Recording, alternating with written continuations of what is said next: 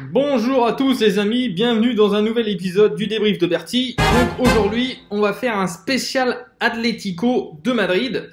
Donc on va essayer de voir un petit peu ce qu'il en est au niveau des départs et arrivées pour cet été. On sait d'ores et déjà que il va y avoir 7 joueurs sur le départ. Donc on va un petit peu les énumérer.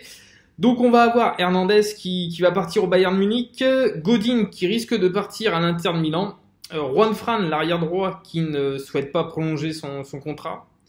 Rodrigo, le milieu défensif, risque de partir pour Manchester City, environ 70 millions. Griezmann, donc, qui a annoncé son départ il y a quelques jours, et donc Costa, qui a eu des petits problèmes ces derniers temps avec son accrochage avec l'arbitre lors de la rencontre du FC Barcelone et qui a des relations un petit peu tendues avec son entraîneur et son président, donc qui a annoncé également sur le départ. Donc voilà, environ donc là 6 joueurs plus Felipe Luis qui est également en fin de contrat et qui ne souhaite pas prolonger, qui est également sur le départ. Donc ce qui ferait environ une enveloppe de 290 millions d'euros qui rentrerait dans les caisses, et donc par conséquent l'Atlético Madrid va devoir investir, et je vais vous montrer l'équipe probable pour la saison 2019-2020. Donc là c'est sûr vous voyez pas très bien, mais je vais vous donner les noms. Donc on aurait Oblak dans les buts, arrière gauche. Alors Diego Simeone il aime beaucoup les joueurs du FC Porto, et il a ciblé 3 joueurs du FC Porto, donc Alex Telles, arrière gauche, Herrera, milieu défensif, qui est en fin de contrat au FC Porto, et Felipe, le défenseur central droit brésilien du FC Porto également. Donc voilà, ça serait les 3 nouveaux joueurs du FC Porto. On aurait Jiménez, donc le solide défenseur central gauche, qui serait toujours là. Arias, le jeune latéral droit, qui était jusqu'à maintenant remplaçant, qui prendrait à ce moment le côté droit à la place de Juan Fran. Donc Lemar à gauche, Saúl Ñíguez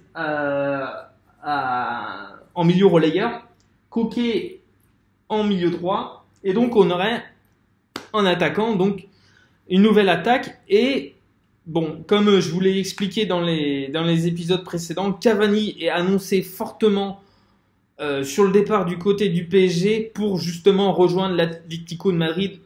Ça serait un transfert autour de 40-50 millions d'euros.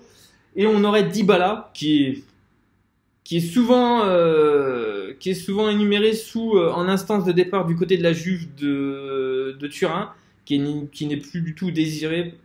Alors le fait que Allegri soit parti de la Juve, est-ce que ça va changer quelque chose? Bon, pour l'instant, Diego Simeone a donné ses noms à son président: Cavani, Dybala, Herrera, Alex Telles et Felipe.